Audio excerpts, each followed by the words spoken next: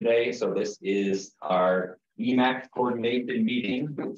So we want to go over through today with the EMAC crew, discuss the project, give everyone kind of an update of where we're at, and just talk about some of the opportunities, issues, just some discussion points that we can do as we're moving forward with the study. So I guess some of the protocol that we want to talk about here as we get started. So everybody that came in here today, we do have a sign-in sheet. So hopefully, please everybody sign in for attendance. There should be an agenda up in front. We will be showing stuff up on our screen as well. So the meeting, this is set up as an in-person only meeting. So we will be recording this meeting as well and having that just distributed or having that displayed on the website as well, so everybody can view it. So it will be recorded, but it is in person only today. So the protocol, how we're going to work it here is we want to have that discussion. We want to have a discussion with the EMAC group, so we can keep things moving. We have 2 hours to go through all of our content. So we want to keep the discussion up at the table here. As we go through our slides, we ask that we kind of work through the slides. We will stop at certain points so we can then kind of discuss, open things up for question and discussion with it. So I guess please just allow us to go through a couple of our slides. We'll then kind of filter in when we want to discuss it, and we can have some of those discussion points. So we do have public viewing in the audience here today. Again, please sign in. We are going to have the discussion up at the table, but please, if you have any comments, we do have comment cards, so please feel free to put down your comments, leave them in the boxes. There is I think a QR code in the front as well if you want to have a link to the website of where you want to, if you can provide comments that way as well. So with that, I think we'll probably go ahead and get started here. Go ahead. The only other two things, the handout, it's the newsletter that was up at the front. That's just the newsletter. It will be posted to the website soon. For anybody else, that QR code, we're not going to be going over any results of that today or anything like that. That's just an ongoing newsletter that we're going to be collecting over the next, when do you think, in a couple of days, it'll be posted there on the website for everybody to have access, and it'll also be distributed through the normal email that those newsletters go out through. And then the only other thing, the bathrooms, it sounds like they're unlocked, but don't close the door, because when you close the door, when you're done, don't close the door, because that locks it. So every time they come up and unlock it, it's because somebody's closing the door. So if you use the bathroom, don't close the door when you leave, so that others can not have to, so that we don't have to keep calling for them to unlock it, please. Okay. Okay, and with that, as we get started here, I think first if we could go around our EMAC group and just do some introductions. So I'll start again. So my name is Matt Bondi. I am with AECOM. I am the project manager from the consultant side, working with Simpo. Let me start this way. Hi, I'm Jessica Ritz. I'm with AECOM, a consulting firm and environmental planner, focused on the environmental overview and environmental work for the study. I'm Kate Bondi with AECOM, the consultant, and I'm doing kind of stakeholder engagement and just a part of the project management team. Vinny Gallegos, Executive Director of Sundog. Francisco Anaya, represent Prescott National Forest on EMAC. JD Greenberg, I'm a private citizen on EMAC. Jeff Gagnon, Arizona Game and Fish Department, head of our wildlife connectivity group at Game and Fish, and I'm filling in for the Game and Fish region. Elizabeth Johnston was, she moved over to the Pine Top area. I'm filling in until they find a replacement for her that not temporary. We'd be glad to keep you. Deb Pastor, citizen member EMAC. Tammy DeWitt, community planner with the city of Prescott, chair of EMAC. Desi Zurcher, program coordinator with Simpo. Bryn Stotler, my planner with Simpo.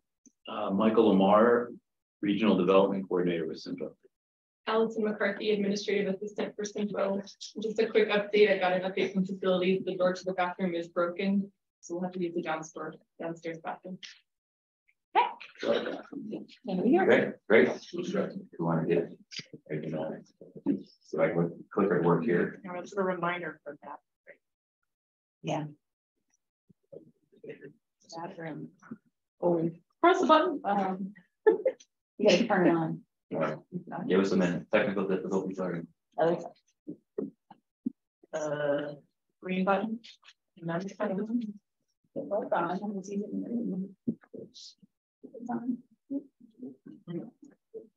I messed it up. We'll get started in a moment now. We're gonna start running the vehicles. I'll figure out how to get it on screen. Sure, so we'll get this on screen working here in a minute here, so. Meeting goals, what we're looking to accomplish today, so we wanted to take this opportunity again, how I opened there. We wanted to, discuss the Sundog connector and just discuss some of those opportunities and discuss any items relevant to the study, get it in front of the EMAC group, use this opportunity, discuss any issues, concerns, opportunities, put it in front of everybody, just kind of have that discussion going there, talking about, defining wildlife issues, any concerns, potential opportunities, things of that nature.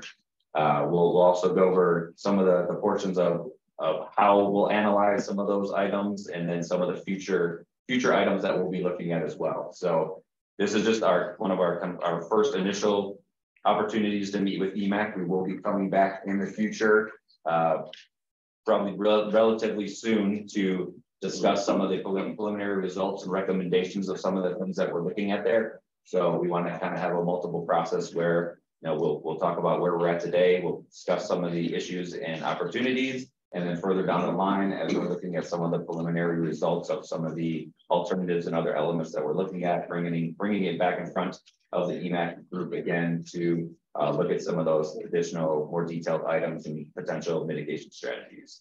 And I think that's critical, is that's where we're going to look at the actual mitigation strategies in the next phase, which will kind of go over the 2 phases of the study process. But we just wanted to put it out there that, Jessica, all this stuff is more presenting what we have in the overview for right now, and so, missing anything, and then the second meeting, which will come really quickly because we're finished, we're going through all the process right now, will be the mitigation strategies on anything that we might recommend.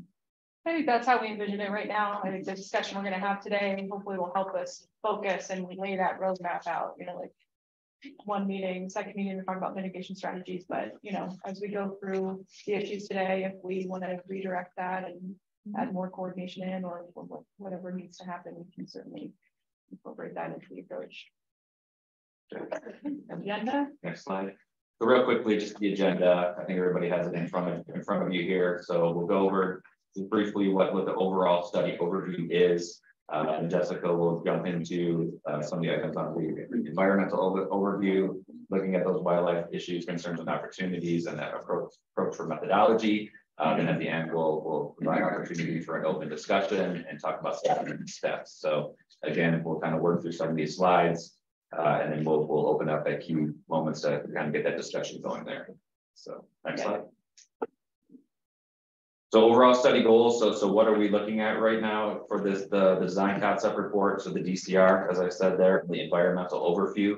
So we're looking to establish that purpose and need for a project with public input. We want to look at any of the benefits and along with the impacts of a potential corridor. That third bullet talking about the configuration for potential routes and what that typical section, that roadway typical section or alignment might look like. So we're looking at the entire area. We're looking at potential alignment, roadway alignments. We're looking at what a roadway typical section could be. So basically seeing what does that really look like, taking it, it's been studied before, but taking it further on to see what does that really look like with topography constraints, other items out there. How would this corridor really look? So, and in the end, wanting it to be an enhanced public involvement process where we're taking the public interaction and involvement in coordination with what we're trying to do here, and in the end, coming up with an informed decision-making process. So it's what we're looking at here from start to finish, trying to determine what the best decision or the best alternative can be, all that wrapped in the end, where at the end of the study, there can be a most informed decision-making process to decide what really needs to occur. And again, just trying to give that information to the decision makers. So trying to see, okay, if it did move forward, what does it look like? How much does it cost? And then, what are the impacts both from a new build and a build perspective? And that just giving that information to the decision makers. That's what the end goal is. Just in the terminology there under study goals, establish the benefit and impacts of the corridor implementation. It doesn't say the downsides. So that impacts community. Well, it just, you know, I think impacts may be more neutral, but it just looks like that it's weighted towards the benefit and impact versus the negative. So we're doing both. Impact. We're doing impacts, and when we think of impacts, it's both positive and negative. So we're not doing it one way or the other. When in all of these, purposely being Jessica wants to go more, but like we always just call them benefits and impacts, and they can be negative impacts and positive impacts. Most of them are. I just think terminology. This is a very emotional and controversial subject we're dealing with, and I think that we need to be very careful in our terminology so that it doesn't look like going in we've already made up our minds. Okay. That's just why I wanted to bring that up. Yeah, our intent in that language is to convey that we're thinking about both like the purpose of the project benefits that Kate's talking about, as well as potential adverse impacts. So we can make sure we pay attention to that language and how we're talking about it overall. And it is a generalized that's normally used in this type of study too. So we're not trying to put it one way or the other. Go ahead. Keep going. Study goals and mapping. Yep, next slide. Update. So then just a quick project status update from where we are at today. So if we kind of look at our box flow chart there. So we've done some of the initial steps of looking at existing documents that were out there. So that document review, we've gone through a process of creating preliminary roadway alternative alignments, and then that takes us into where we're sitting right now, which we call our phase one. So we have 7 proposed alignments where we've looked at horizontal and vertical alignment impacts or kind of those type of so horizontal and vertical design elements of what the corridor could look like. So we're at a phase 1. We're trying to identify build alternatives with those 7 alternatives. That's what it would look like. What would it really look like if we go up, down, wherever it might be. But we're in that phase 1 alignment alternative evaluation process. So we take the 7 alternatives and kind of what we were discussing about. We look at their benefits. So what's good about them. We also look at what's negative about them. What are the impacts? What are some of the issues it might have? So we're in that process right now where we're evaluating those phase 1 alignments. So beyond that, we'll look at them. We'll further refine them. We'll as some of the better scoring alignments get moved towards the top of what could be a more recommended alternative, those will move on to the next stages. So we'll have a few build alternatives. We'll have a no build alternative that in the end, we're comparing everything together. So that jumps more into what our phase 2 alternative development is, where we get a little bit more detailed into what some of these narrowed down or neck down alternatives are. And then we look at them from, we evaluate those as well as we move forward with the process. And I think the only thing I'd post out is like, we're not looking at cross sections right now. We're not trying to speak, what is it? When he says look like, he means like, where is it? Like, where is it like horizontally? So is it going south, close, closer? Is it north, more kind of like a more fatter line? So you'll see when we get into the alternatives, they're just kind of fat lines right now, as opposed to looking at actually how many lanes, where are the drainage crossings exactly? What do those look like and things of that nature? I just want to point that out. That stuff will come at phase 2. I have another I suggestion. request that the speakers speak a little bit louder. Well, that's just what I was going to ask. Is there, could you maybe have a mic, do the microphone, because I'm barely able to hear you right here, and the audience needs to hear too, please. Yes, let us figure it out there. We'll get that going. We want to make sure everyone can hear us. I guess while we're working on that, that kind of takes us through our status update. Any questions from the committee before we jump in, before I turn it over to Jessica and we get into more of the environmental aspects of it there. May I have one quick question? Are you going to respond to the comment cards during this meeting? We're not gonna run them here. We'll take them all with us. We'll document them all.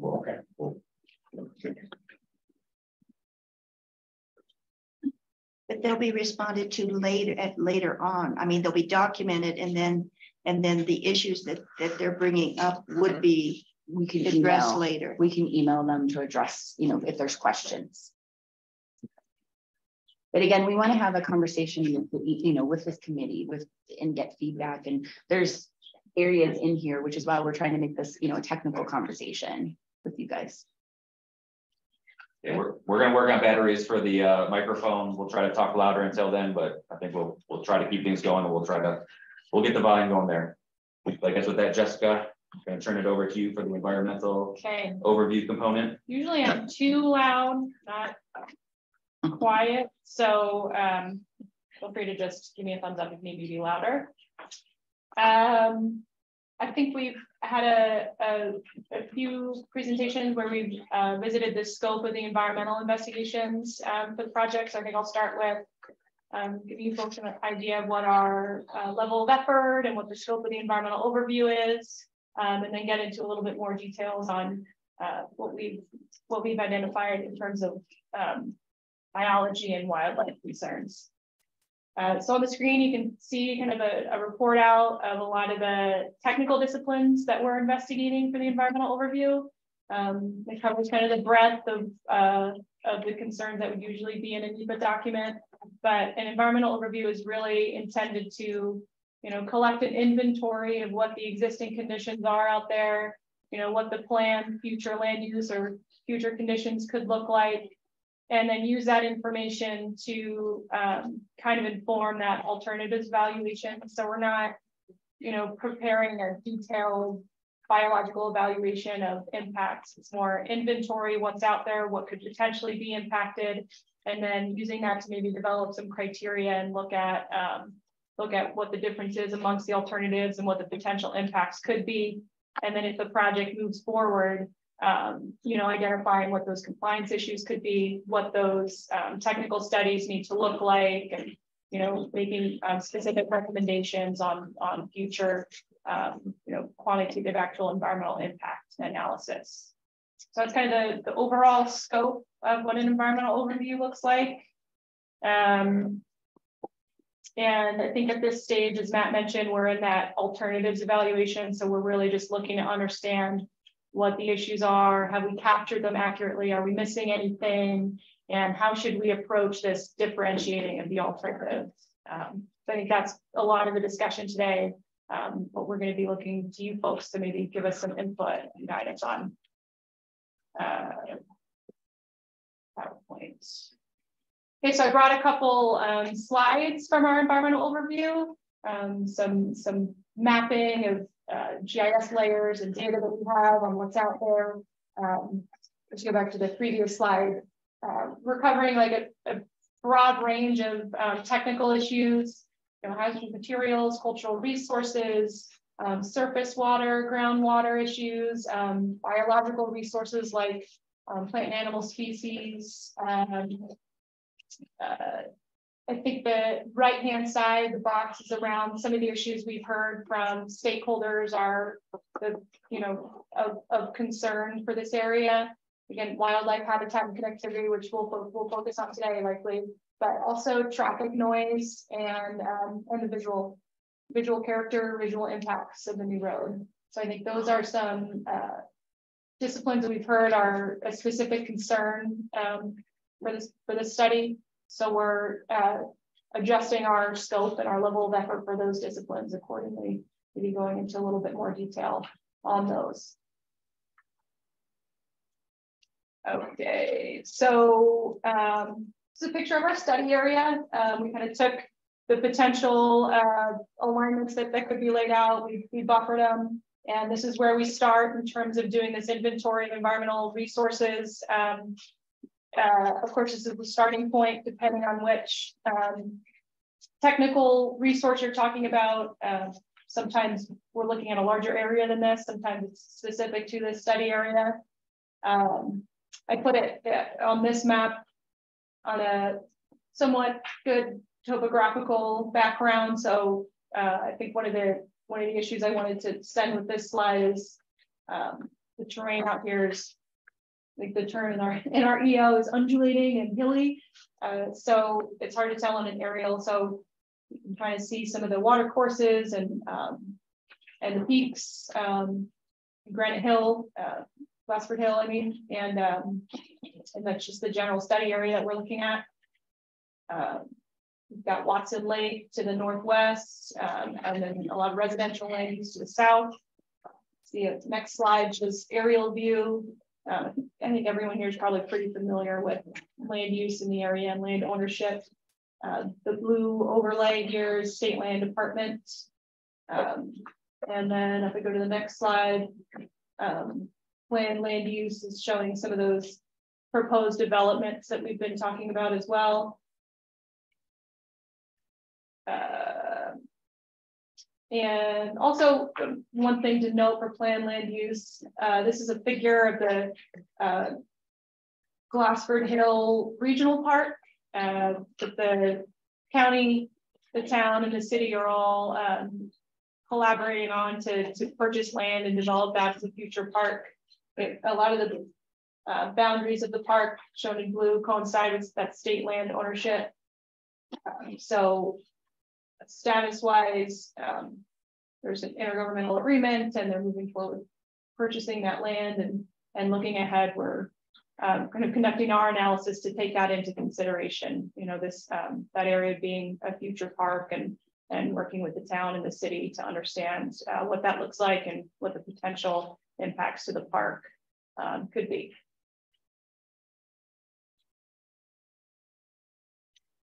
Earlier, I mentioned that the traffic noise is a issue of concern. We've heard from a lot of the stakeholders.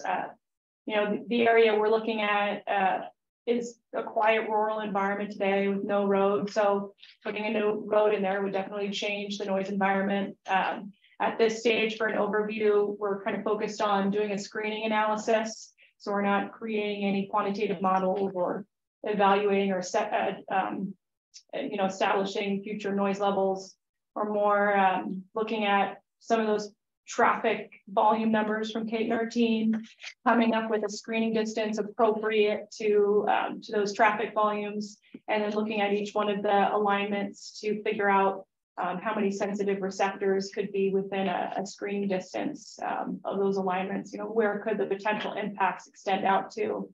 So that's our approach for the noise analysis. What's your anticipated traffic volume? I don't have it on my head right yet.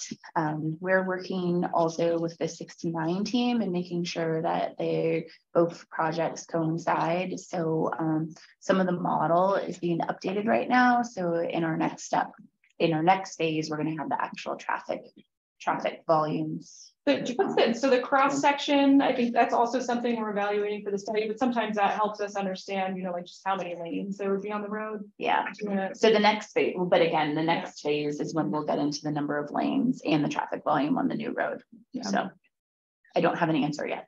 And I don't know, we had a preliminary one, but I don't know it off the top of my head either.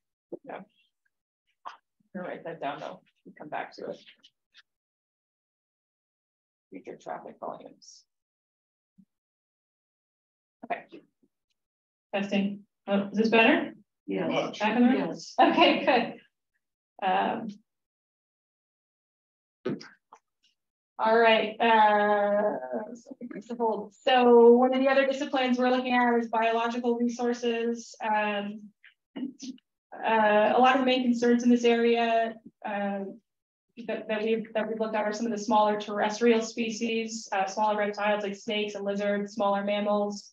We're covering our bases, looking at I think U.S. Fish and Wildlife and Game and Fish both have some both species lists that we've searched. On the left-hand side of the slide are some of the sensitive special status species we've identified.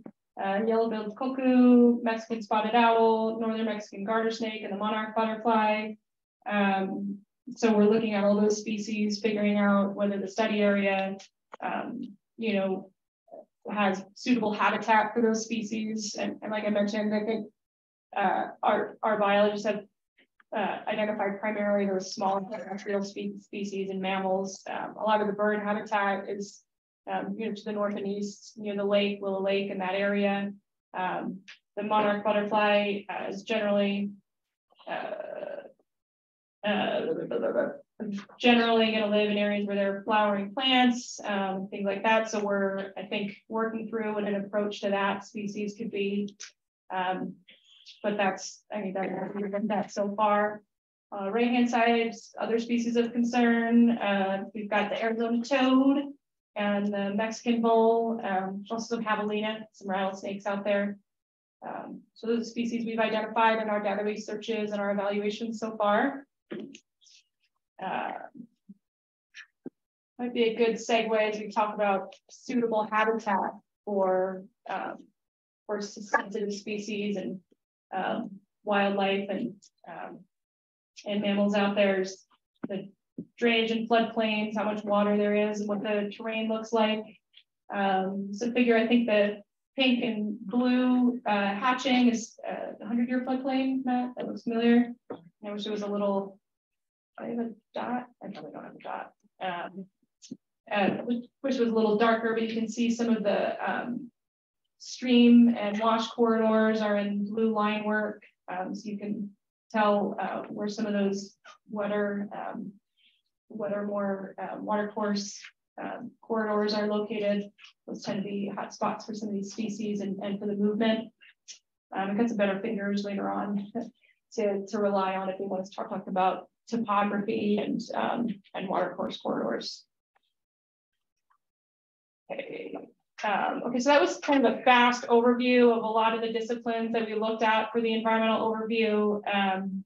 I think leading into the next couple slides, I'm going to dig into. Can you go back one real quick? Yeah, sure. I was going to say I was going to dig into some more of the wildlife issues. So if you want to ask questions or revisit any of the other.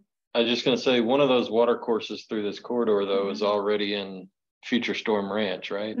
So. Yeah, I think you can tell, especially when we overlay the Future Storm Ranch in yellow and the Yavapai Hills, you can tell the blue line work through Storm Ranch, just like you're saying. Okay. They kind of built that corridor into the plat of their subdivision, future plat. Okay.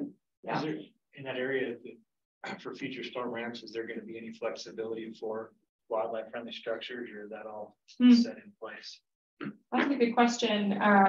I understand it's a final plat, so the developer has approval to come in and start building some of those public rights of way of roads or utilities in place. Brand, do you have any input on? I was just going to add, thanks, Jessica. Actually, I think their improvement plans with the city have expired, so they would have to submit entirely new improvement plans for the infrastructure. Maybe repeat that. So Bryn just mentioned the Future Storm Ranch developer had a final plat. It sounds like that plat has expired. Not the plat, just the improvement plans. The infrastructure plan. So if they wanted to move forward with any of that, the public right-of-way road infrastructure or the utilities, they have to seek approval again for those plans before they could start. Just the plan. And the plans. Yeah. You can't just resubmit the old plans. You have to. Yeah, you have to be updated. Yeah. One of the other things too, right now, the 2025 general plan for the city of Prescott is being developed. And I know that they've already started to ask some questions about, the use of open space and corridors. So while the general plan is just a guide, it seems to me in talking with some of the members on the committee that they feel very strongly that some of the areas that they're making suggestions in would go into the land use plan. Yeah, the general plan. So if that takes place, it certainly would affect the developments, and certainly if this one needs to go back in for it won't approvals. It won't. It won't. It's approved, platted, recorded. the parcels are created. Yeah. So there's nothing that will change on that. So had they put anything through there that could be utilized as wildlife corridors? Well, you see there where the stream is, it's all open space through there. It's open, there's no lots. So that's their open space that was required. Will there be a culvert under that access road, do you know? I have no idea. But I think because we will have to go through the road plans, it potentially is an opportunity that they could still add that now, but it'd have to be where the open space is, because the plat is already final platted. But I just think that we need to realize we're not operating at a vacuum, that there are other planning entities that are making decisions, and we need to make sure that we all work together. Yeah, That's where I was going. yeah, that's a good point. Okay. We brought these plats in a couple of the figures as we kind of move through the discussion, so we can keep that planned land use as part of what we're talking about today.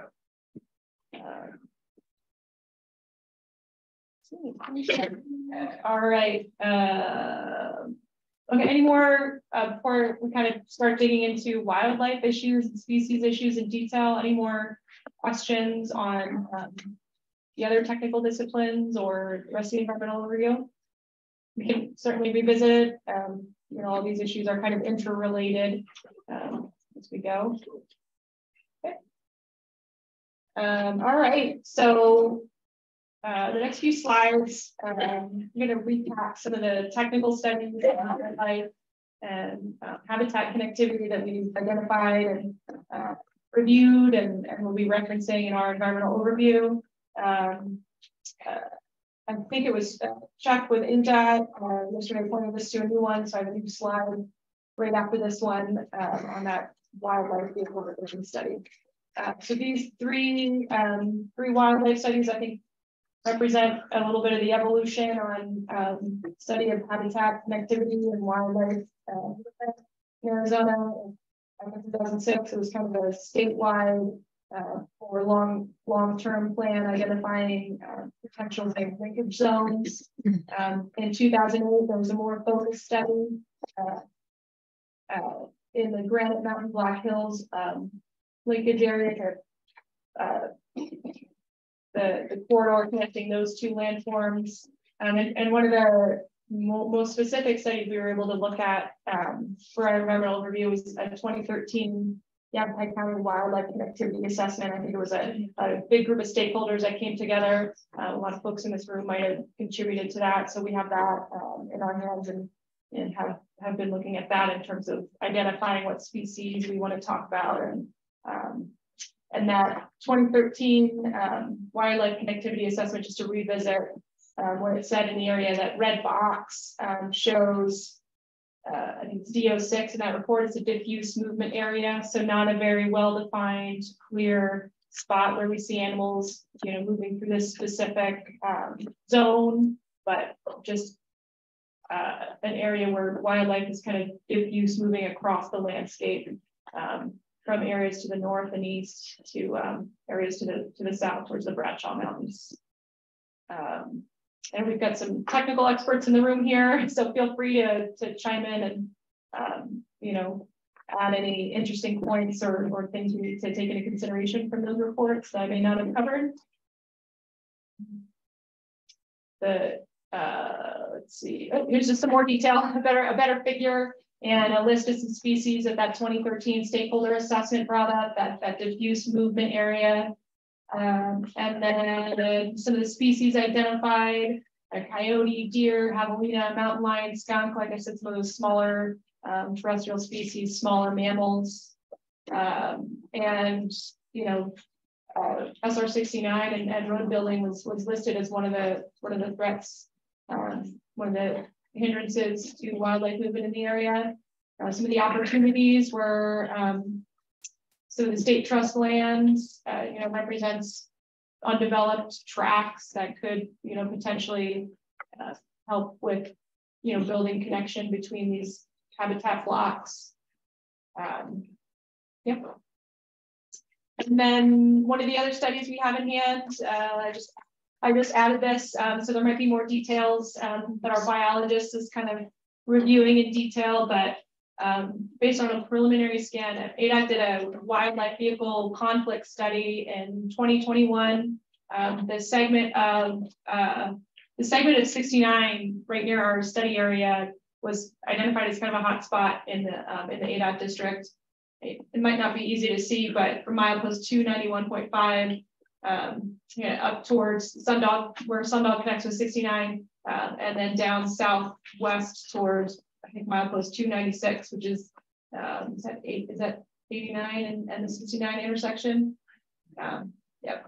So that whole area was identified as a hotspot for wildlife vehicle collisions. I found that supports what we've been hearing from the public a lot. There's a lot of wildlife moving in and out and around, right? Is that the area that is sometimes referred to as Blood Alley? Ooh, I don't know if I've ever heard that term, but I think that maybe your turn. That's for people crashes. Okay. To put a little context to this, the ADOT study, I was partially involved with, but it was that study was. I think those legs also. I think they're directional, Mike. So if you point them, Does that work? That direction? That direction? Says it's green. I want to give Jeff this one, or is this one working? They want to hold it close though. It's like 4 pounds. Too. My hands tired. Just give it to Is that better? Yeah. So this study is one that ADOT hired a consulting firm and some wildlife connectivity folks to help run at a statewide level. And this area that we're talking about, basically the area near the Walmart, roughly, was number 3 in the state. So, which means that's the number of collisions per mile per year. This was number 3 in the state. One thing I wanted to mention while I'm talking is, as part of discussions, there's a culvert on 69 we were trying to get upgraded at one point, which isn't going to probably happen. But to help put context to this meeting, we put cameras on that culvert for about 2 years, and we had about 3,500 animals come up to that culvert. And we had, of those 3,500, about 1,600 were mule deer. None of the mule deer used the culvert, and close to 900 of them went around the end of the guardrail to the road. Mm-hmm. So they're not using it to cross, they're using the road to cross. As we know, that's why there's collisions there. But part of the point being is the mule deer population in this area is still pretty healthy, but there also were quite a few javelina, a lot of bobcat, skunk, raccoon, occasional mountain lion, and then various other. There was 15 total species we documented on camera there. So I thought that would be a good piece of information for folks to have as we start to talk about some of the mitigation on that. Yeah, I think that just the terrain and the existing roadway setup is maybe one of the challenges we need to put it in context of what's happening, not just in our specific study area, but what does that connect to north and south? Yeah, that's a good point. When I was looking at the study, so basically the 2006 Arizona Wildlife Linkage Assessment was the first one you put up there. Mm-hmm. And that was one where we got together in Tucson with a ton of stakeholders, and people just drew big areas on a map that said, this is an area you need to worry about. And this was one of them. That was really broad brushed.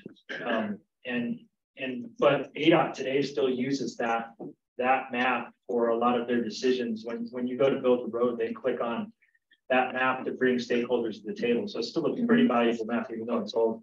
And then the 2013 one you had on the right there, that was this group, or the local group, taking the larger Arizona Wildlife Linkage group and getting together smaller stakeholder groups, one of them being in this area, a whole bunch around the state, and coming up with some more fine scale, but it was still more based off of opinion of folks that were here that knew the area. Mhm. It wasn't really a data-driven approach necessarily. The 2008 one in the middle was a really, I mean, it was one that the NEU and Dr. Byers lab did, and it was still pretty large scale, connecting some huge habitat blocks, and it really kind of misses what we're trying to do here. So I don't know that it's necessarily a good example for this, but that's kind of some of the background on it would be like looking at a flight map from New York to Los Angeles, and here's the connection, but there's a lot of stuff that goes on in between. Yeah. And so that's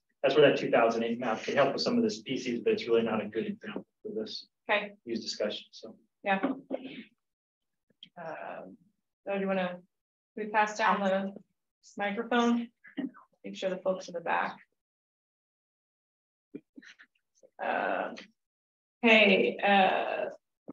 Slide. Kind of building on the summary I provided so far, just an illustration of some of the species. I think Jeff probably hit it when he was talking about the species that were identified during the camera study on 69 at that culvert. But as we're looking at coyotes, skunk, javelina, mule deer, maybe pronghorn, not as frequently, mountain lion and deer. Some of the common wildlife. Sounds like everything I'm hearing so far kind of confirms we've got that concept accurate. Okay, so that leads into kind of some open discussion. Maybe we've started down this path a little bit, but as I outline the studies that we have in hand that we're looking at, we have the vehicle wildlife collision study that ADOC did, and we're reviewing them in detail. What other information, what other data on wildlife, species that are in the area, movements, connectivity, is there anything else that we should have in hand that we should be looking at and considering as we evaluate and take inventory on how we're going to approach wildlife impact evaluation and connectivity? Jeff, I think you mentioned a study you did on a culvert on 69. It might be nice to maybe see where that culvert was located, or some of the movement discussions you've had and the data you've collected on 69. That could be helpful. Yeah, I can talk a little bit about that. So if you want to bring up a map, I can. Yeah, let's see. You know what? I'm gonna preview. I'm gonna go to the end real quick. I've got some good figures at the end that might help. Go to the 69. Here we go. Is that good? USGS topo and some water course crossings. I gotta get closer. And then if you want to be farther out, we can go there. Okay. Yeah. 31. Just a bunch of squiggly lines. Yeah. You gotta look for section 31. So, yeah, Matt, you want to. All right, there you go. Hey,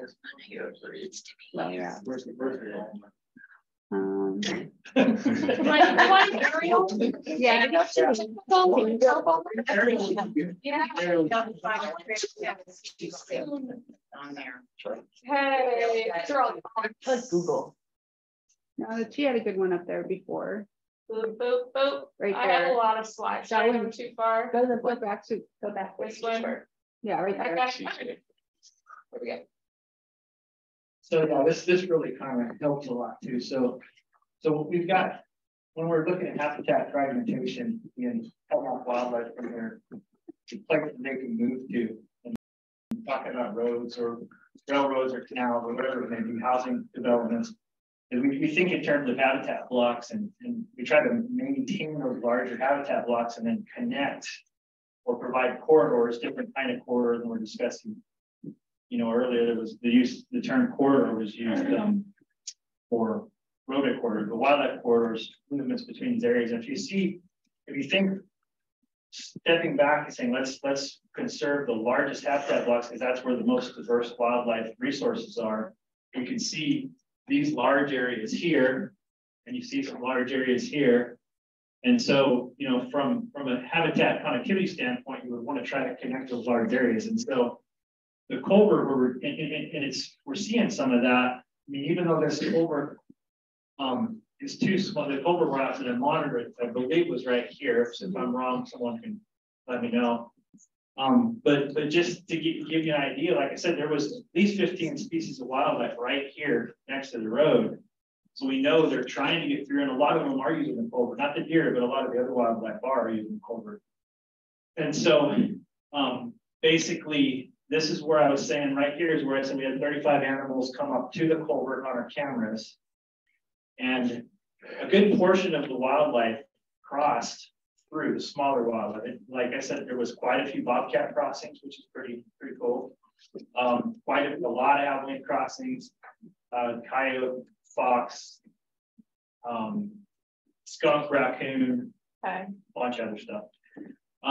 And so just using these, just knowing what's here and knowing what's using this corridor already, the idea is to try to maintain that as well as possible. And that was why I was asking about some of this stuff over here, because there were some good drainages to work with. And so if the road were to go in, and one of the biggest things is trying to maintain this connectivity where we know there's a corridor here already through here. But that said, where we've got development, there are still wildlife moving through these areas. So, you know, being able to connect wildlife, we see there's some culverts down here along 69 where we see happening there, various wildlife using these. So being able to connect these also, I think, are important through there. So, I mean, I hope I just maybe that gives a little more context. I don't know if I answered your question or not too long or. No, yeah, I think that's the kind of, yeah, it's perfect. It's kind of input we want to start thinking about. Obviously, those studies that we have in hand are kind of high level, right? Yeah. It gives us species present, but not the details like that about where they're moving. Yeah, and that brings up another point is we do a lot of these kind of evaluations where we'll look at roads and we'll make recommendations to ADOT on where to put wildlife crossings. And we generally use three things, depending on if it's an existing road or a new road. If it's an existing road, we use three things. If it's a new road, we generally use two main things. And what we'll do is we'll take data-driven approach. We'll go in and we'll look at an area with a bunch of drainages, and we'll say, let's put some cameras in these drainages. Let's see what's using each of these drainages, and then we'll make recommendations. These are the key drainages we need to focus on. When we don't have that data, we generally just say, well, we need a wildlife-friendly culvert in all of the drainages because we don't have.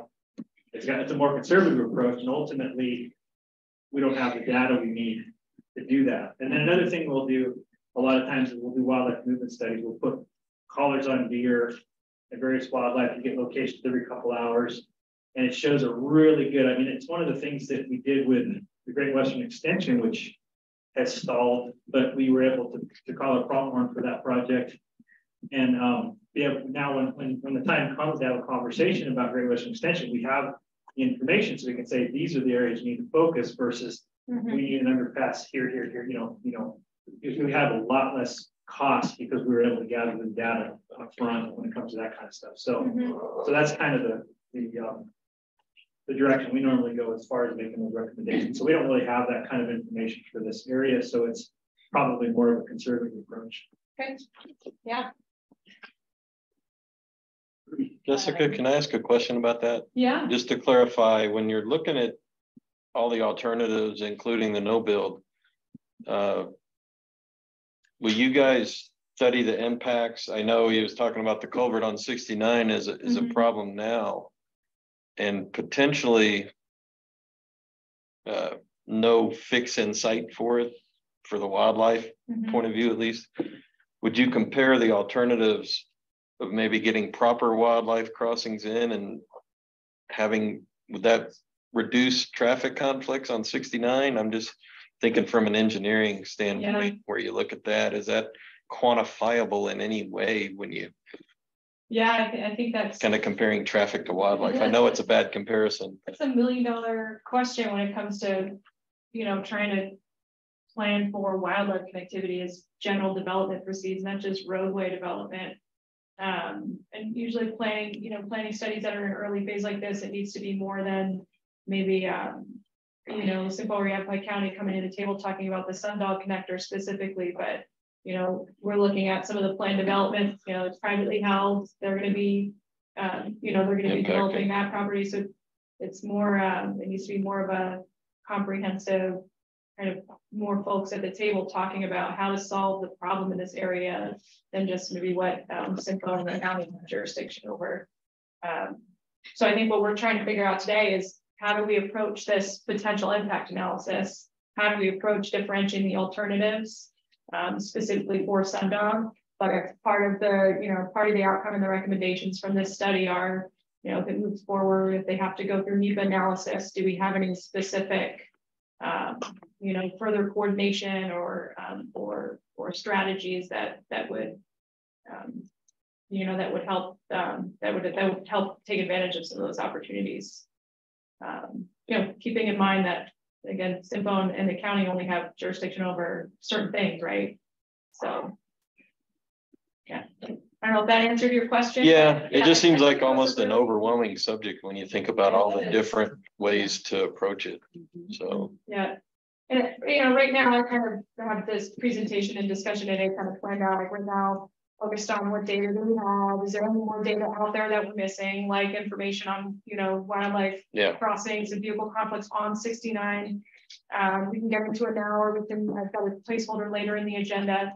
If we don't have a lot of information right now, if there's data we wish we had to inform how this impact analysis proceeds, or how mitigation strategies are approached, what's that data set look like? What's appropriate and necessary for the project if it moves forward? I think that's got to be part of the discussion too. And our goal, like in the end too, is to make sure, like, we want to have, for the decision makers, want to have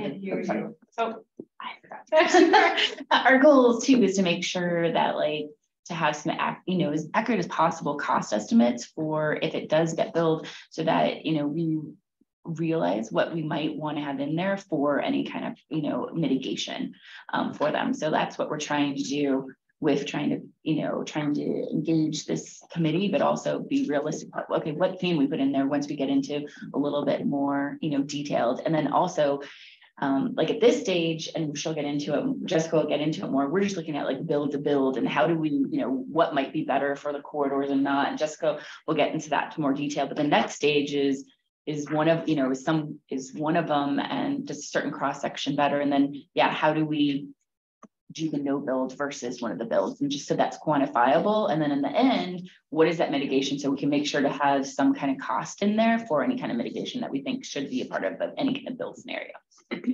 Francisco, has the Forest Service done any tracking of the wildlife corridors? We don't. Yes. So the question was, does the Forest Service do any studies on tracking the wildlife corridors? We work in hand with Game and Fish, trying to identify areas where those corridors are most likely. And again, like Jeff had said, those open areas we just try to preserve, which, Forest Service, that's all protected. But, especially in these private areas, that's really essential, those linkages for wildlife movement. Is there a way to add a wildlife movement study for Sundog into the cost of things? Yeah, I think identifying what those recommendations could be and what those studies look like would be part of what we'd be looking to identify and recommend as an outcome of this study. And as you know, funding to build this, let alone to do additional studies, is always a challenge. To factor that in and identifying funding sources or grant opportunities for Colorado, Pronghorn, and things like that. So I think the first step in getting those funds identified is to come to a recommendation on what those studies would need to be, and wrap our heads around what the scope of them, what they could cost. Is the first step in getting funding for them, right? Yeah. If those studies were built into it, would the city then take that into account in any future developments in that area that would be hastened by the Sundog corridor? Yes, we would look at it. We'd look at it. We can't require them to do it. You wouldn't be able to require them to do it though, right? Is that what you just said? Possibly. I mean, we'd have to see what everything comes out. If everything moves forward on these areas. Yeah. Because this is just a study, remember. Yeah, but I mean, if the corridor goes through, it's anticipated that there would be many more housing developments that would come into that area. No, because it's gonna be a regional park. The regional parks, all the only private land in the holding is Storm Ranch in Unit 9. That's it. So Unit 9 is that one right there. Mm-hmm. Yes. So all the rest of it's state land is coming into the regional park to protect it. Okay, but basically we would have a regional park with a 4-lane highway through it. I don't know where you're getting that. So we don't have any recommendations for cross. The scope of this study is trying to look at maybe what the alignment could be, what the cross section could be, what the volumes would be, and I don't think and the speed. We haven't established any of that. Yeah. So the Sundog corridor, we don't know how big it's going to be. No, at this point, we're still at where to put it, what makes sense from where, and the next phase, what does it look like? But based upon, I remember when they were doing the 2040 regional plan, and Vinny, you were there in the audience, and the statement was made that by 2040, all of the highways around this area were going to be 6-lane highways. So this isn't a highway, it's just a road. So most likely, I will say, we're not probably gonna road. It's not a highway. So the one thing, the only 6-lane. Okay, so but the only 6-lane like roadway Glassford Hill is a road, right? Glassford Hill is a road. Yep. And it's now 4 to 6 lanes. It is. So we couldn't rule out that the Sundog connector could be more than a 2-lane road through. So that's what the next stage we'll look at. We're going to look at, that's why we're doing the study, to see what does it look like, how many lanes it need to be. But highway, the only highway is SR 69. For sure, we're not looking at a highway, which is what we would call the like more higher speeds state owned roadways, which would be SR 69 here. From an aspect of the RTP, the regional transportation plan, it recommended, or one of the projects, I don't know if it recommended it, but that it prioritized was this project, right? Because it was in all the, it was all in the planning documents before that. I don't know that it had a number of lanes. Do you remember, Vinny? I don't know that it did, but no matter what was in there, that's what this study is doing. We're going to look at the volumes. We're just trying to figure out where first, and then what does it look like? Because, and how fast is it? What does it look like? How many access points are on it? And exactly what we're talking about here, are there any wildlife mitigations that it would be? What does it look like? And then how much does it cost? Because never before, it was always just the fat line. It stopped at the fat line. The last project stopped at the fat line. It didn't say, it just estimated at a really high level what the planning cost would be. So we're trying to go a step further and say, how many lanes does it need to be? What speed can it be? It had never actually looked at the topography in detail to be able to see, like Matt and the roadway team are going in and modeling it in the technical software to see what does it really look like? How are we impacting? What are the slopes look like? Things like that. So right now we don't have any established of how many lanes it is and any of that. So I just want to establish that part. Yeah, and I would just follow up, JD, for your point. Again, the 25-year regional transportation plan makes recommendations. It doesn't make it so. It's up to the ownership, like whether it's the highway for ADOT or any regional roads, it's up to the municipality that owns that. What the 25-year plan does is it works with the municipalities and their current development, their current population, and then it looks at projected development, projected population, and it makes recommendations. So if it is identified in the RTP, if there is something for a 6-lane, again, that's based upon a very detailed analysis. AECOM did our last 25-year plan, and their process over a year and a half was to analyze that data and make recommendations when certain roads will be needed, and it's a recommendation, but that doesn't make it so. It's up to whoever owns that particular roadway to either take on that initiative or work with the region on that. Could I also just clarify, I've seen that the figure of 7% is anticipated the amount of traffic that would be deflected off of 69 onto the Sundog corridor. Is that correct or not? No, it's not, because we don't have those numbers written yet. Where are people coming up with? So the only thing is what was done before the first public meeting, was there was just an origin destination to see what percentage were in one location and going to another. That's all that was.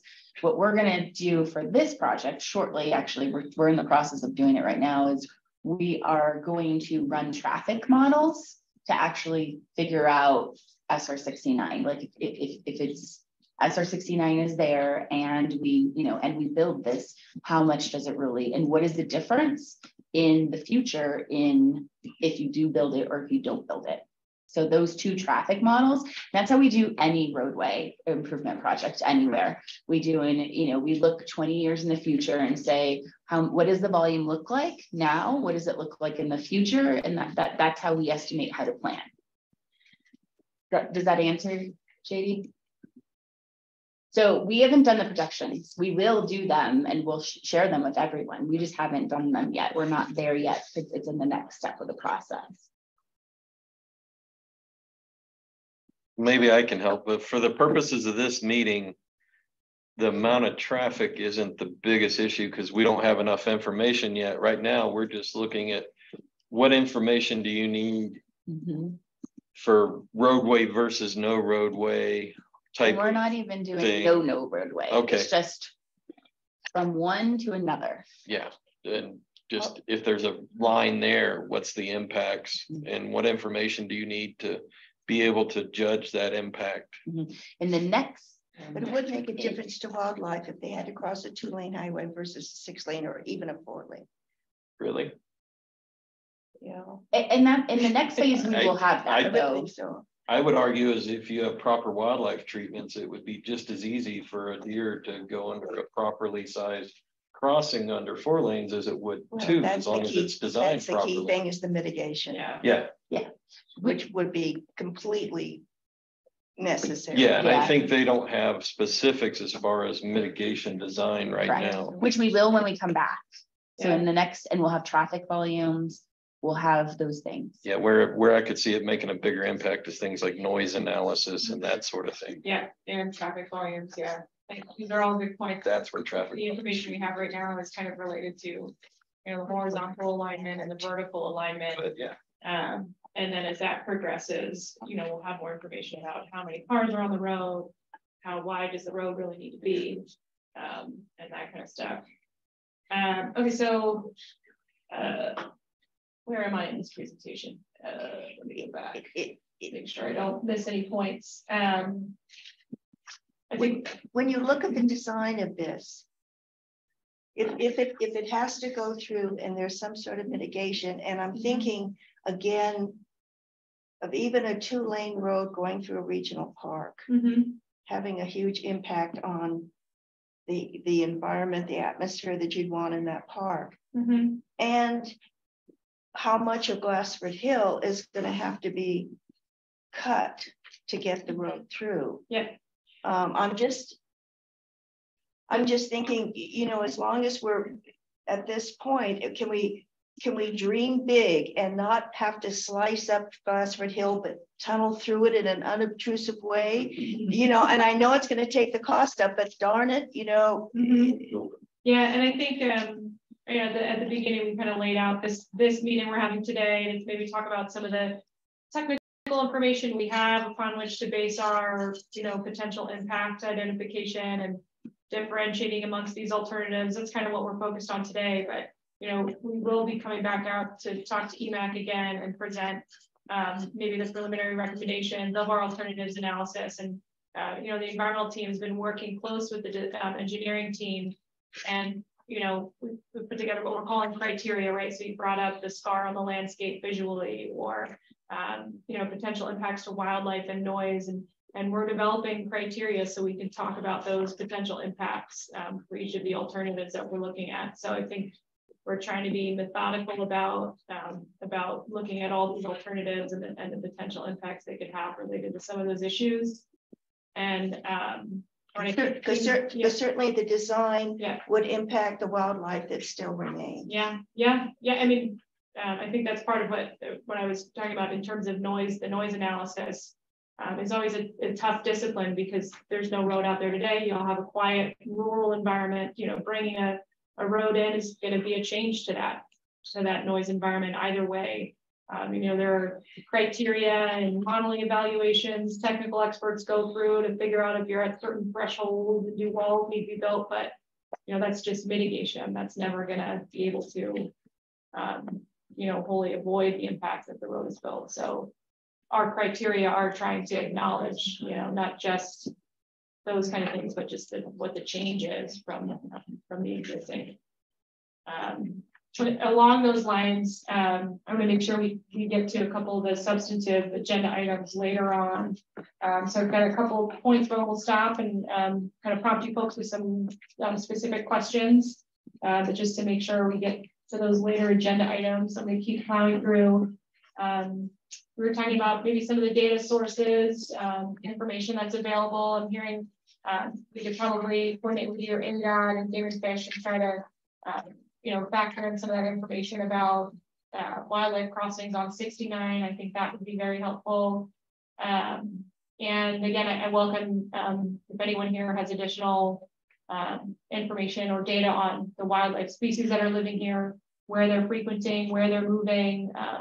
You know, our team is a bunch of biologists and technical folks that welcome more data. So please feel free to chime in right now, or if you discover something afterwards to send it to the team, and we can include that how we're looking at things. What kind of timeline are you looking at? Say there was wildlife movement studies.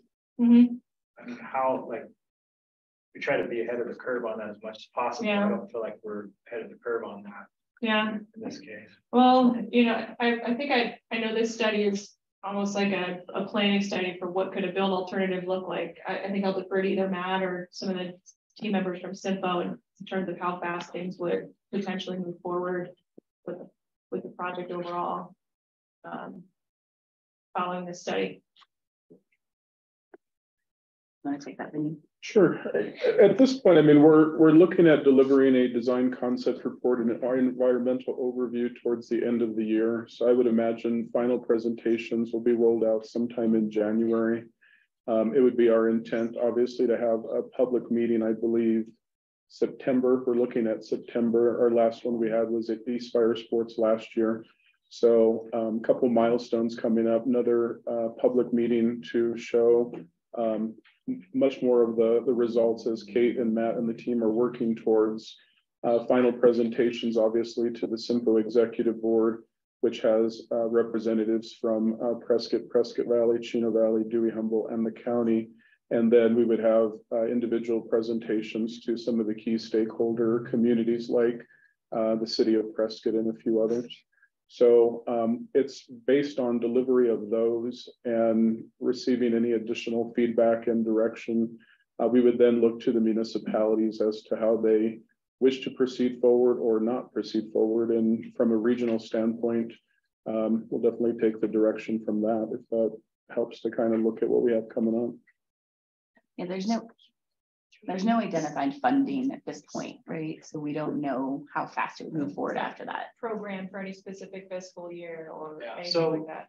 So I've been involved with multiple DCR, EAEO type things and wildlife, and the way that we've approached it is usually the DCR and the EA are to a point where gathering the wildlife data, it would have been nice to have it yesterday, but you don't have it. So the way we've approached it is we've done what we call a wildlife crossing matrix. We'll go through, take the area that we're looking at, and we'll maybe go out on the field and say, okay, these are the places that make the most sense for a wildlife crossing. And we put them, most of them on the table as options. And then as we gather data down the line, we can say, nix this one, maybe make this one this size, you know, and so I think that might be an approach that would give some flexibility. Yeah. We went down. And what kind of when it's probably like game camera type data you're talking about, what kind of seasonal or depth of the data set you usually look for when doing this? In general, we try to do it a couple of years because you get these seasonal differences and animals move at different times of the year, and you feel like you have a better data set when you get either the wildlife movement studies being the GPS collars or the camera data. We generally try to get a couple of years of data for that. Yeah. Again, that said, like, you know, there's understanding that these processes have to move forward. So the way we've put it into EAs and DCRs in the past is wording in there that, you know, in the case I'm thinking of, ADOT will work with so-and-so, Game and Fish or whoever, to collect data concurrently. And then when before final design or before further design, that's when we come back and say, hey, this is the information that we have. And this is how we start to narrow down which are the best options in that case. And it seemed to work pretty well for that. Okay. Yeah. That's a good point. Can y'all hear me in the back? I think we're kind of playing musical chairs with the microphone. All right. Okay. Yep. Next up on the discussion agenda, I think we've made a lot of headway understanding what the wildlife issues, concerns, and opportunities are. We got a little bit of a recap here on the feedback and the input we've gotten from stakeholders and the public over the course of the study so far. There's just some information on what we've heard from stakeholders. Matt, is this something you might be able to go through? I think in the icons on the right hand side, and just revisit the themes. A concern that, you know, wildlife connectivity and planning for where they are, where they're going to move, you know, in the past has been ignored during the planning process. So there's a desire, not just from the folks at this table, but from the general stakeholder input that we want to make sure it's accounted for in this study and the planning for it. So the other themes have included making sure there's safe passage for large and small mammals, and then a concern for wildlife vehicle collisions and mortality. So I think those are probably a lot of the same themes we're talking about today, but that leads into making sure we have a full picture of what those concerns and opportunities and priority issues could be. So I've got a couple of prompting questions here. You know, that would capture the concerns, you know, that we described today or the previous slide. Have we captured those concerns accurately? Like, what are the priority issues? Are there major concerns versus minor concerns? And then what are the big opportunities? I think we've started to touch on that a lot today, but if you have any additional input related to these questions, yeah, chime in. All right. I'm sorry to keep bugging. Right. One more question. As far as the regional park goes, is there any plans for that, or is it just raw open space, or too premature? We've started some of the coordination with the city of Prescott, I think. Talking about the park, can you go back to my figure? This is an excerpt from the figure that's in the intergovernmental agreement. So a lot of the blue, proposed boundaries of the park are state lands that are available. In terms of infrastructure, things they want to develop in the park. I think they indicated a lot of the planned trail connections and things would kind of be in the northern areas of the park. The park is, I Everything north. north, Right, but yeah. you want us to point Yeah, it I'm just out? gonna go up there. I'm not tall enough, but maybe this one. And north of the section line, you know, these two parcels, that's where a lot of the planned trail connections and trails would be. It's everything north of like, see the Yavapai Hills, like the private land line, it's everything Yeah. north of there is where they said they'd have North most of of that. like, this is one. I think Yeah, this is that one one. property owner, so kind of Yep. north of that void in the park. North of that northern boundary is where a lot of the planned trail connections and things Yep. would be located. And they were talking about having two different kind of entry points to the park. One on the west-hand side, closer to Watson Lake, and those green and pale yellow would be kind of one entry point to the park, developed entry. I think there's studies and some improvements underway to get that developed. And then they were looking at another, I think the existing entry to the park is on the east side, where you see that red trail intersecting the road. I'm trying to think of what else we heard from the stakeholders at the city so far. Are those existing trails now, or are those proposed? The yes, existing. Or I think the mixture. red and the yellow are existing trails, and I believe the purple is a proposed. Okay, so one that's it's a getting mix. closest to our alignment, so it's a mix. Yeah. It would have been helpful to have someone from that project here today. So just for clarification, our contact has been with Joe Baines, the Director of Parks and Recreation. We met with Joe at the beginning of the study. We met with him a month ago. And he's been participating in the stakeholder meetings. So as we understand, Joe's kind of been the lead liaison with the greater park conversation. If there's somebody else in that that's not the expert, let us know, and we're happy to visit with them. So we have included him on the conversation to date so far, and we just again met with him a month ago. Nice to have him here. It would have been nice to have He's him. not available today, but yes, I agree. It would have been very nice to have him here. And the other thing I think just that he did mention is he sees the roadway, I mean, at least he sees the roadway as an opportunity for a second entrance, or a third, but like a southern entrance to it, or an opportunity for a trailhead from the south, because right now there's no way that it would connect to the south with the current setup. It's just their plan is east and west and not from the south. Yeah, I think my point was just to make sure they're thinking trails and that sort of thing versus, because you hear park, sometimes you hear baseball fields and soccer fields. I think that part is identified over by the old 89 highway, where that they're talking that area would be more recreational part of it versus, at least that's what I've read in the paper. Yeah, I think so the IJ mentions passive recreation and more trail development rather than any other type of infrastructure. It gives me a good idea. Thanks. Yeah, we're getting on in time. I want to make sure one of the key issues I want to make sure our group talks about today is the approach to how we're going to evaluate and differentiate amongst these alternatives. So I'm going to slides. The engineers is going to give us an overview of what that alternatives evaluation process looks like. And I guess as he's talking that through, you know, we've talked about the wildlife species, animal species that live out in this area, to be trying to understand where they're moving in and around.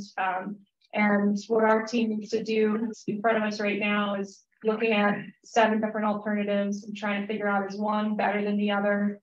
So from the lens of, you know, biological resources and wildlife, I guess as Matt runs through these things, just think through, you know, how do you suggest we look at all these alternatives through that lens? Is there a difference amongst them? You know, what could our approach be? Do you want us to do this slide? So yeah, I think if you guys cover the overall, and then I can jump right into maybe some of the lines. Okay, so this just shows our evaluation criteria categories. Again, we're doing 2 phases.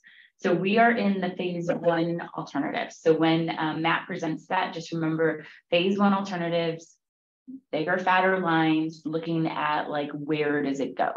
And so, you know, we're looking at the corridor alignment only. We're only trying to narrow down our build alternatives, you know, compare them to each other, compare them to, you know, so when, again, when you're thinking about the different areas of the natural environment and the built environment, you know, and the wildlife, think about, okay, you're comparing them to each other to try to figure out, you know, what could be, have more opportunities to be mitigated.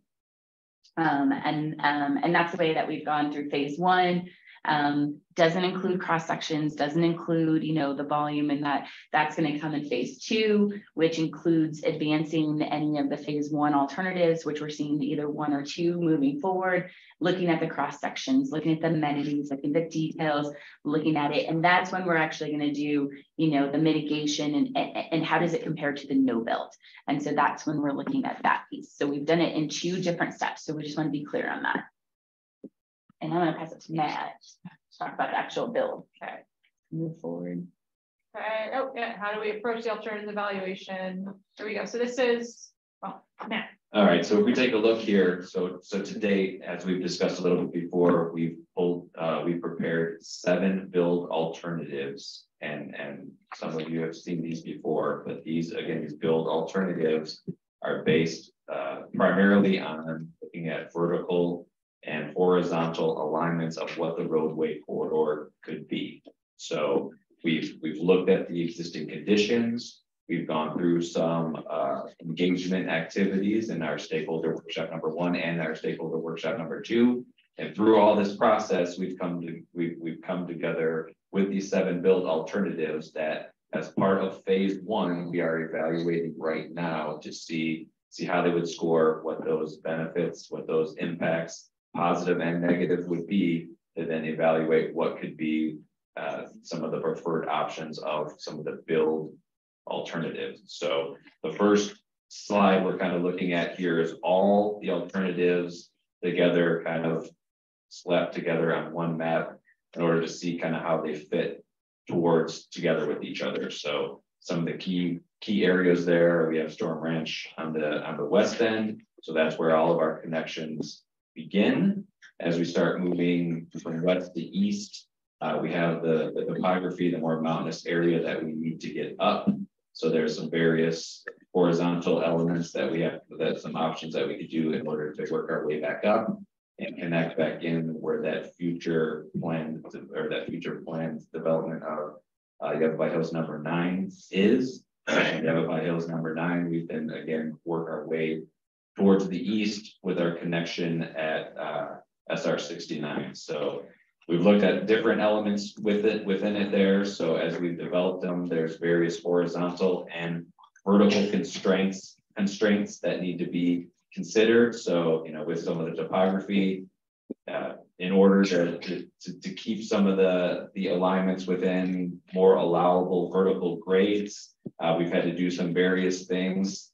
We've had to maybe lengthen the roadway, so we have more length to then slowly or more gradually go up at a 6%. There are options where we try to be more direct and get from one end to the other, but in order to do that, you know, there'll have to be some give and take about if you want to get there more directly, you'd have to have some steeper roadways, things of that nature. So there's different components to each of these alternatives that are then used to that we'll be looking at as we then evaluate them. So this is all the alternatives on 1. We kind of go through a little bit of what each of the build alternatives are. So our first build alternative, again, starting at that west end, it kind of takes a little bit more of a direct route and connects with Yavapai Hills Unit 9 and what is kind of that planned connection to date.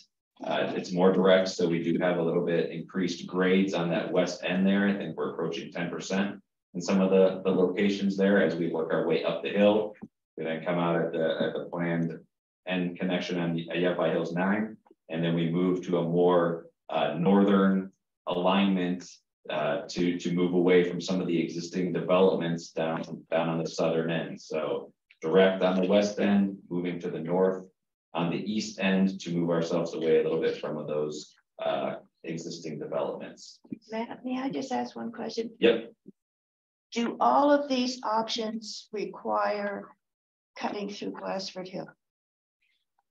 I'd say, yeah, all of these options have, you know, and some of the maps we don't have the maps here that we'll be showing, but there are areas where there are cuts and fills, some more significant than others, but you know, pretty much in all of these build alternatives, there is some type of impact to the existing topography. And there's no way that can be changed, that Glassford Hill could remain intact. There's, you know, as we develop these alternatives and through the course of it, some of them, you know, will score higher than others, will be better than others, but you know, it's a give and take on some of it. We want to limit the impact of the existing topography as much as we can. With some of the issues that we run into though are what do we, in order to limit the impacts, you know, the best way to do it would be to match the existing grades of the topography out there. When we do that, we come up with some pretty steep roadways. So it's a give and take a little bit, but as we refine them, you know, one of the main goals is to try to limit some of the impacts to those, but there will be cuts, fills, some options worse than others. And mostly if you go south, you get closer to the houses, it's not as much, you know what I mean? It's more like it's closer to you can stay more close to the grade. There's cut and fills no matter what. There's cut and fills where the bigger cut and fills even where all the houses were, right? So I don't know if it cuts into, but as you get closer to the houses, it gets smaller and smaller. And just to circle back, I know sounds like you're kind of interested in how much of a difference, you know, impact of Glassford Hill one alternative is against the other. And I think our intent is to come back with the results of our alternatives analysis, and we've gotten again like methodical and quantitative where we can information on how much engineers call it cut and fill, right? Like how much of the existing land are we cutting away, or things that we have to build up with fill material. Like you'll see kind of probably matrices and details on how those levels are different for each of these alternatives. So you can compare them against each other, or really get a better handle on what the damage is. I think it would be interesting just for me because I mean I'm not an expert in road construction. Oh, okay. But you know, I think of Bullwhacker Hill. I think of Prescott Lakes Parkway and what was cut in there. Think about the cliff behind Walmart. I think of Walmart. And we have an extinct volcano that is very special to this area. And yeah. Well, maybe it won't be extinct if we start chucking into it. Maybe. You're more of an expert than you think. Yeah. But at any rate, that's just a major concern for me. And it impacts the integrity of the mountain or the hill, and it impacts the willingness of animals to once again populate it and breed and exist there. So yeah. Usually I'm heading out to pick my son. Yeah, I think those are all good points, especially where environmental impacts are concerned. None of these analyses or these considerations stand alone, right? It's not just how are we impacting the animals. That plays into how much earthwork there is. That plays into what are you doing with the drainage and the surface water in the area. So I think you're on the right track. In terms of, I know Matt could probably go on for quite a while detailing each of these 7 alternatives and kind of what was the theme behind how we designed that alignment. But I guess in terms of an approach and potential impacts to wildlife, do you folks think there is the potential to see a differentiation amongst these alternatives? Question. Yeah. A couple of questions. One is, each of these individual alignments is pretty specific. Is there flexibility to use part of A and part of B? Okay. If we really wanted to, yeah, we've tried to put them together as much as possible, but made sense, but we could, especially like you can see, we have like a western end and a eastern end. Okay. And then the other question I have, looking at that just purely from a wildlife corridor standpoint, I'm curious to know if looking at that green teal one that goes right through the middle. So first question I have is the area that's in white. That's development. That's what that's going to look like, and that's already planned. Okay. Which teal? The unit 9. Unit 9. Oh, unit 9. Yeah. So there's a preliminary plat. Yep. Not part of, the Pine Hills development. And so that's all happening. That's what it's going to look like. Okay. So that teal line that goes up further to the north, if this is just talking, brainstorming a little bit. If that one were the alternative, the area where the other ones go through, would that be undeveloped? Would that be it looks like it's undeveloped. Between Storm Ranch and Green Garden? I see where you go. And the Yes, let me make sure I'm if we bring a pointer next time. There should be one on the remote. Yeah. Oh, okay, I'll be sure. It looks like to me. Oh, wait, okay. So that's undeveloped right there. Yes. Yeah, In their current plan. Yeah.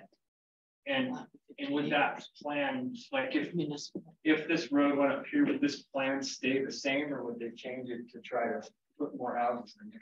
So Jeff, the preliminary plat that the city of Prescott approved in 1998, right here is the existing on their plat, the existing Sundog connector is identified on the preliminary plat. So that's why several of the alternatives are lining up with that. In conversations with the city of Prescott and the developer, kind of listening to just overall feedback in the whole planning process. As planners, we're trying to consider all possibilities. So we did approach the key stakeholders and see if there was an opportunity with the city of Prescott and the developer for this other option. So it depends. I guess there's two ways to answer. On the approved plat, here's Sundog connector, but it does seem like there is a willingness, at least from a conversation standpoint, of some other possibilities within that plat. But this is 500 plus acres, 1,800 units that was approved by the city of Prescott in 1998, which includes that section of Sundog connector. If that helps. Is that drainage just north of that teal line, just for my reference? Yeah. It is right now. Yes. So we've saved south of that because there's a big, there's a huge. There's a big. So there's required open space for drainage. No, you see that feature? See that dark thing? See the pointer. Use the pointer. Just trying to get bearings. This right here is some type of drainage feature. You can see he's kind of they're doing something here because of it, but we can't, we've tried to not go up into there. But that big kind of half moon shape there, that's just topography that's preventing them from building houses. This year, this was just their preliminary plat. Do you know? Let me give some background information, guys. This preliminary plat includes a donation from the developer of 15 acres of civic or municipal site. So has not been planned or determined the use for, but the city of Prescott eventually, if this develops from the approved preliminary plat, will receive 15 acres for a civic use, a fire station, a school, a trailhead facilities, whatever it might be, but it's in the preliminary plat called out and also in the development agreement. This is that 15 acres adjacent attached to the Sundog connector. And then just for further clarification too, Jeff, kind of working with the Storm Ranch final plat, Sundog is also identified on this section. So what AECOM and staff have been trying to do is connect the dots, working with this approved plat and this approved plat at this point, but we're still trying to think a little bit outside the box and having some other alternatives. But Storm Ranch does have Sundog identified right here off Prescott Lakes Parkway. And what Matt was trying to say is there's a grade this is going up, right? And then this is like, as you go, this is going up this way, and this is down. And this is almost like at a, is it like almost a plateau? Yeah, it's kind of a So plateau. this You is the gotta work your way plateau. up, and then at some point So you got work to your way back go down. up, and then you got to go down. But this is higher than that. What are if those 15 acres that are going to be long, that the city could use for purposes like libraries and fire? Would the city be willing to consider mitigation for wildlife through their property? Excuse me, can I ask two pertinent questions from the audience? Just two pertinent questions. And from a member of the. Yeah, Chuck could. Just Check the two. patiently. Number one, you say the state land will be a regional park. Is that a done deal? No. No. This It's not. month, I believe the auction is supposed to occur August. The option is to occur. So again, Auction. auction, okay. Yes. But there is an IGA and the state land department has agreed in concept to that purchase. But it's not a done deal. It's supposed to happen this month at the state land department. We'll know if it's a done deal and that regional park cannot change, That's right? what I've heard. Yeah. Okay, number two. I was told that Pie Hills Unit 9, he would sell all of that off if it became a regional area. Is that true or not? It's for Can't sale. speak for the developer. Isn't it for sale, the whole thing? Take out Unit 9, it's up for sale. Yeah, it's up for I sale. think any developable property is always up for sale. Well, I If know, you ask but I the mean, developer, that's what they does would he have say. plans to continue on with that? Not at this time. We have not heard from them. Okay, thank you.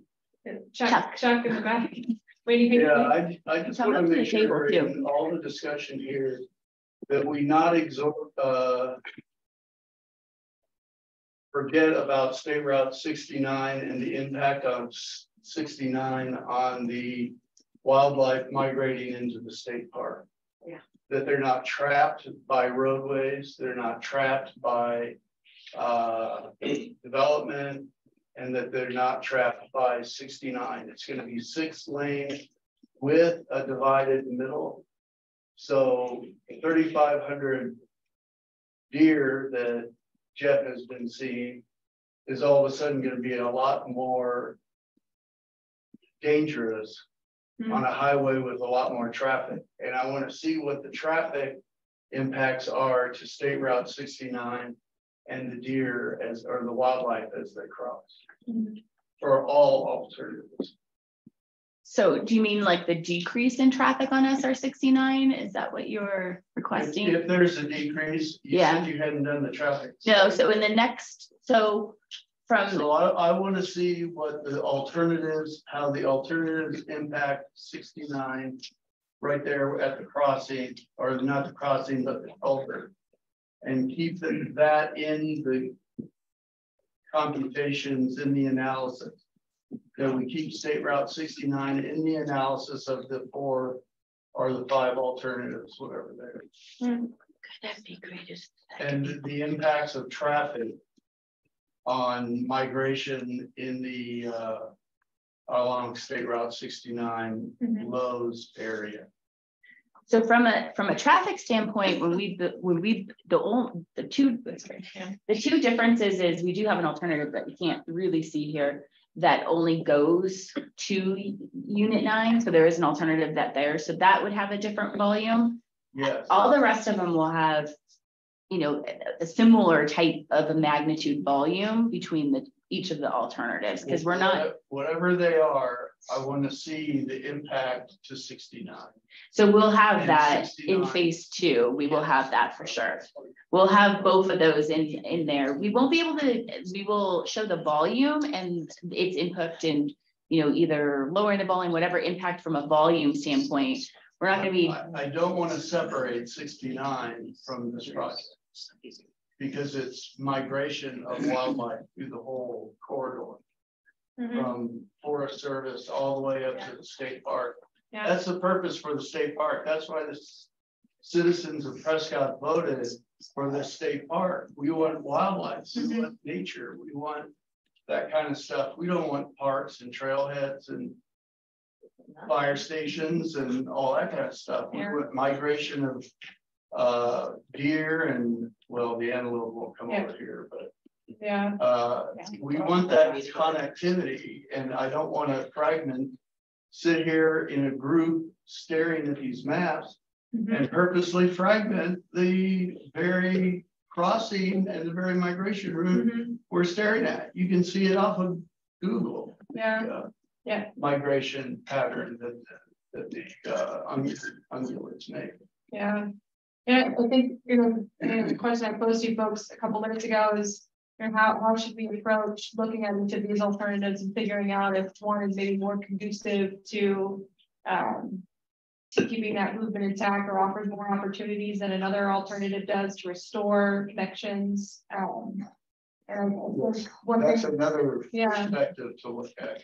I think one thing I'm taking away today is obviously we need to also look at 69, right? And maybe where those opportunities to cross 69 exist, and ultimately maybe the solution is coordinated planning, right? To make sure the connections across these different facilities are maybe talking to developers and seeing if they would like to help participate in this process. Okay. Yeah, Jeff, are you patiently? Do you have any? I've got a question for Jeff, maybe. I don't want to take too much time, but when you look at the different alternatives, would it generally state that if you keep closer to current development, does that lessen the impact on wildlife and their movement, or is that too hard to say? So there's a couple ways to look at it. I mean, we try to, when we're thinking of team development, we try to bundle things so there's less of an impact on the areas around it. So at first glance, my thoughts were keep the road as close to the development as you can, because you fragment less habitat. On the flip side, though, getting at what Chuck's talking about, and this is the way I'm thinking, the questions I've been asking is maybe geared this way, is this corridor right here, and being able to go up and around. So if animals come through here, they need to be able to get across here. There's gonna have to be crossings in here. But I was asking about this because if this were to stay undeveloped, which I don't know that it is based on the conversation we had, if that were to stay undeveloped, then you have another corridor crosses. And so, and then the third point to your question is if you get into places where you have better opportunities of drainages where you can put in better culverts, that would be the one benefit to maybe not being on. So there's without having a topography, it's really hard to make a decision on that. There's a lot of things to go.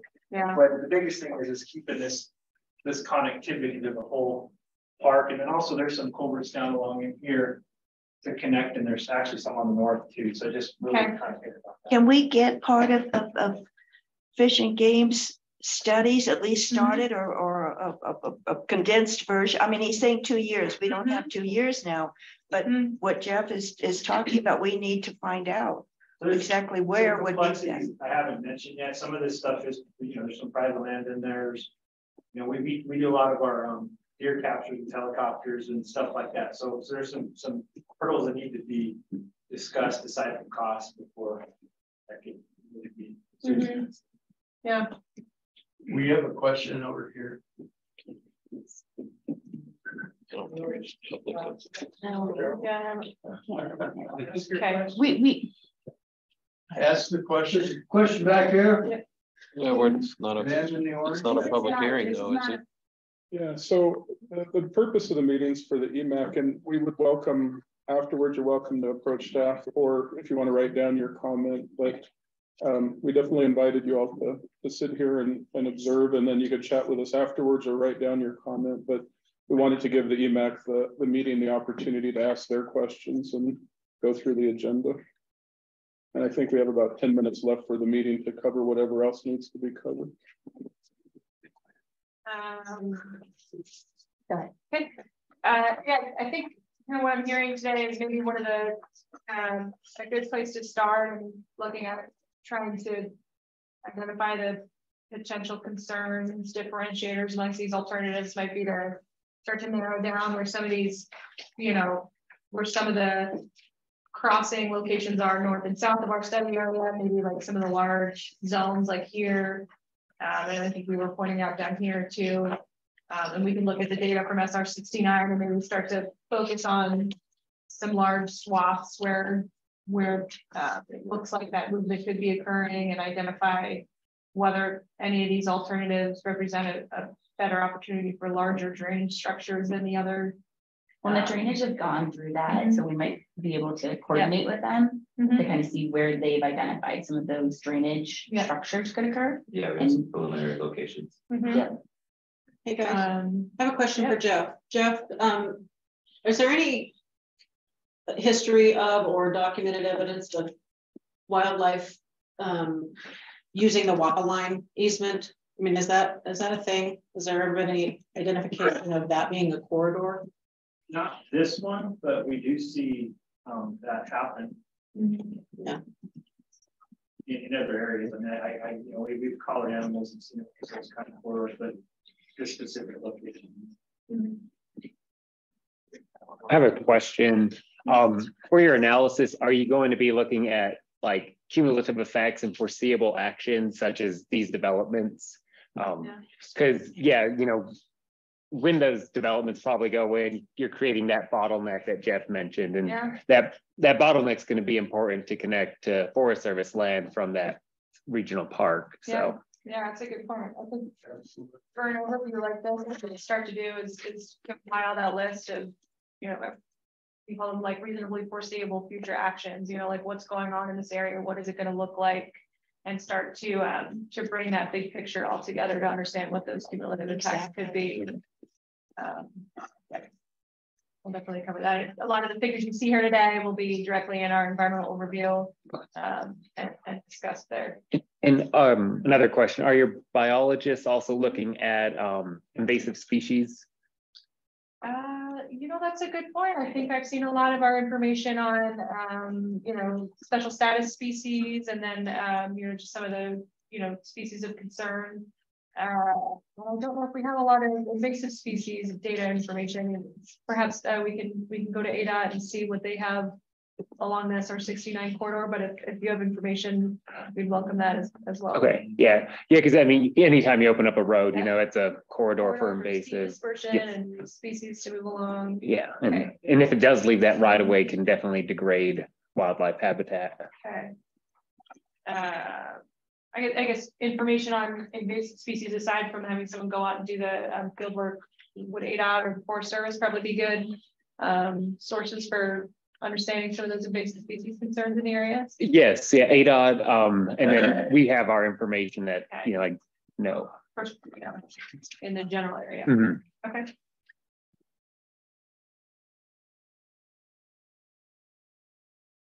Okay. I think we've touched high level on, you know, perhaps how we could approach some of this differentiation and criteria for evaluating the impacts of these alternatives. Yeah, for anyone else, do you have any other notes or requests or suggestions for how we approach that? That's kind of one of our main goals today, to be able to walk away, be able to start that type of analysis. Yeah, so just a general thought, like if we think of it in connectivity with control deer, a lot of the other wildlife will okay. You know, and some of those structures that work well. So what's interesting about urban deer versus rural deer, if you will, we're seeing in places like Oracle and in Tucson, they tend to use a little bit smaller structure than deer that are out, you know, just in the wilderness, if you will. But we're looking at, when we look at our numbers, we see structures that are the width is more important than height.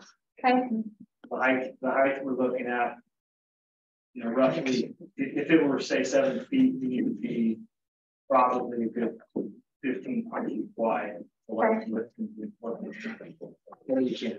And then bringing in smaller culverts for some of the smaller wildlife. Which through there is probably a good way to think about it. I know that's under the analysis, but I wanted to.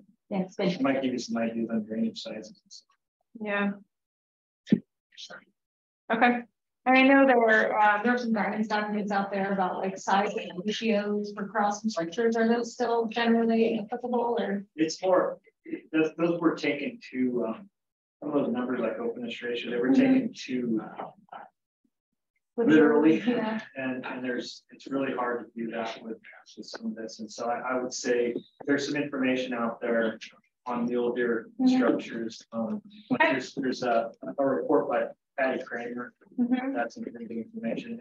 We kind of go through some of that stuff. I think we'll address a lot of it. Okay. On mule deer. Okay. And then, like I said, anywhere we could put crossings, we should put them as an option, and then I go from there. Okay.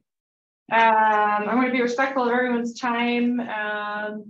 We're 4 minutes left. Let me take a look at our agenda and see if there's any important topics.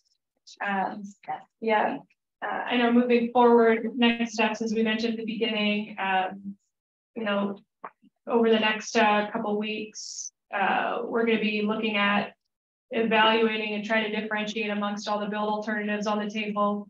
Not just the environmental criteria that we're pulling together, but the rest of the technical criteria. Look at all that in context and kind of, you know, weigh the pros and the cons of each of the alternatives. I think our intent is to come back to the EMAC group and talk about the results of that evaluation.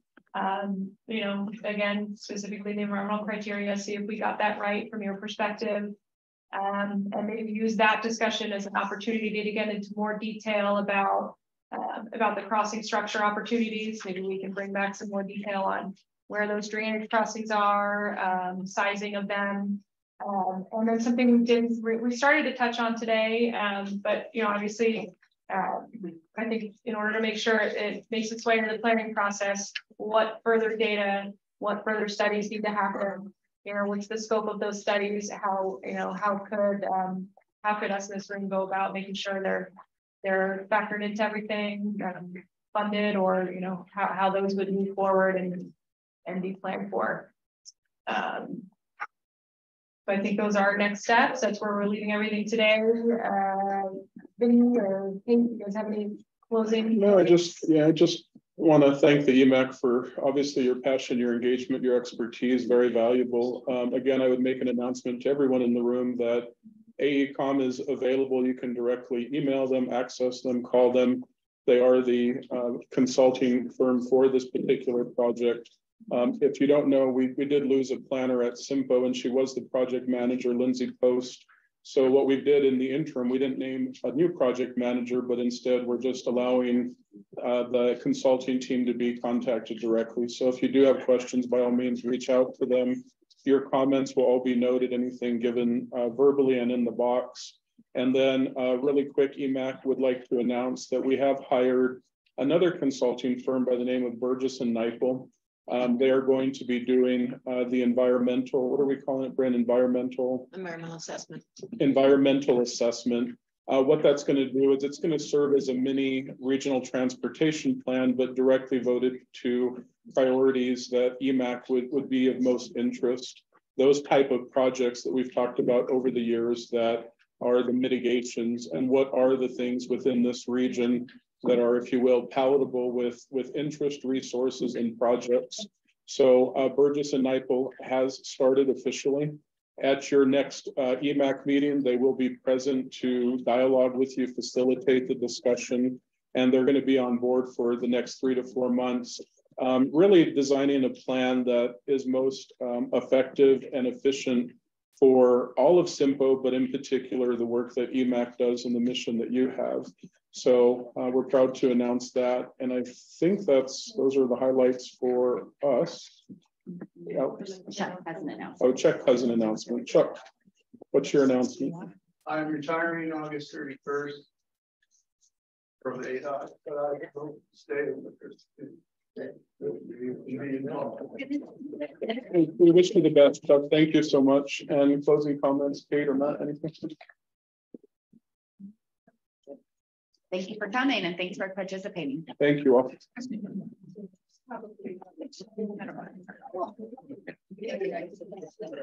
Kate, I didn't want to ask in the meeting, but is active transportation the focus of the environmental portion, or is it a different portion of this?